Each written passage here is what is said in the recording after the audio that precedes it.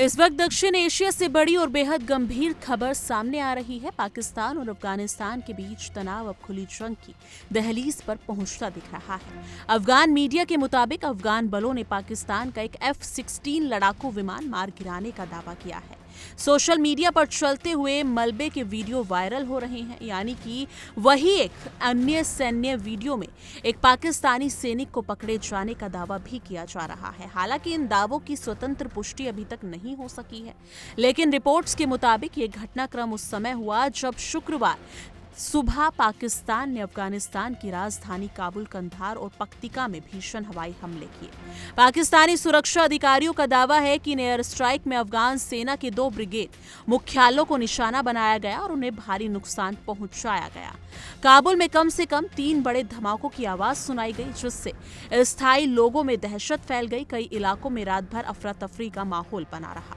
अफगानिस्तान के रक्षा मंत्रालय ने इन हमलों को रविवार को पाकिस्तान द्वारा किए गए हमलों का बदला बताया।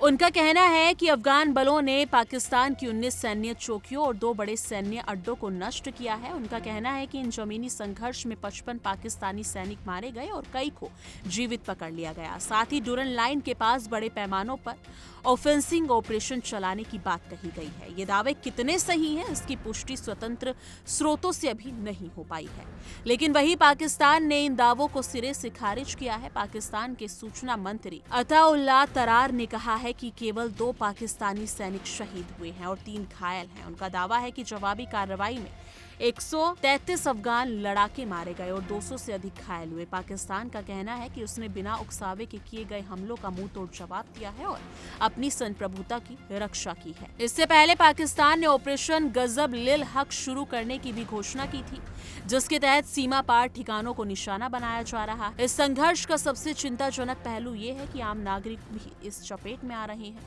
तोरखम सीमा के पास एक अफगान शरणार्थी शिविर पर मिसाइल गिरने से महिला और बच्चों समेत 13 नागरिक घायल हो गए। सीमावर्ती इलाकों में रहने वाले लोगों में भारी दहशत है और कई परिवार सुरक्षित स्थानों की ओर पलायन कर रहे हैं। यानी कि संयुक्त राष्ट्र के महासचिव ने दोनों देशों से संयम बरतने और नागरिकों की सुरक्षा सुनिश्चित करने की अपील की है।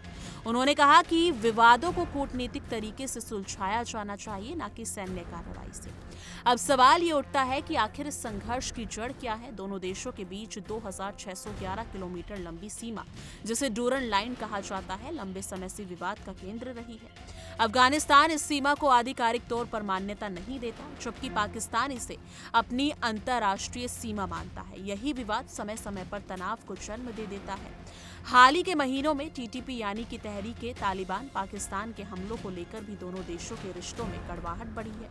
कतर की मध्यस्थता में हुआ संघर्ष विराम अब पूरी तरह टूटता नजर आ रहा है, लेकिन फिलहाल हालात बेहद नाजुक है। दोनों पक्ष एक दूसरे पर बड़े दावे कर रहे हैं, लेकिन सच्चाई क्या है ये तो आने वाले दिनों में ही साफ होगा। क्या ये सीमित सैन्य झड़प है या बड़े युद्ध की शुरुआत? क्या अंतर्राष्ट्रीय समुदाय दखल देगा और क्या कूटनीति का रास्ता निकलेगा? इन सवालों के जवाब अभी भविष्य में ही बता पाएंगे, लेकिन इस मुद्दे पर आपकी क्या कुछ राय है? कमेंट सेक्शन में अपनी राय जरूर साझा कीजिएगा। देखिए इंडिया डेली 24/7 अब आपकी स्मार्ट टीवी पर। इंडिया डेली मौजूद है सभी डिजिटल प्लेटफॉर्म पर लाइव और लगातार।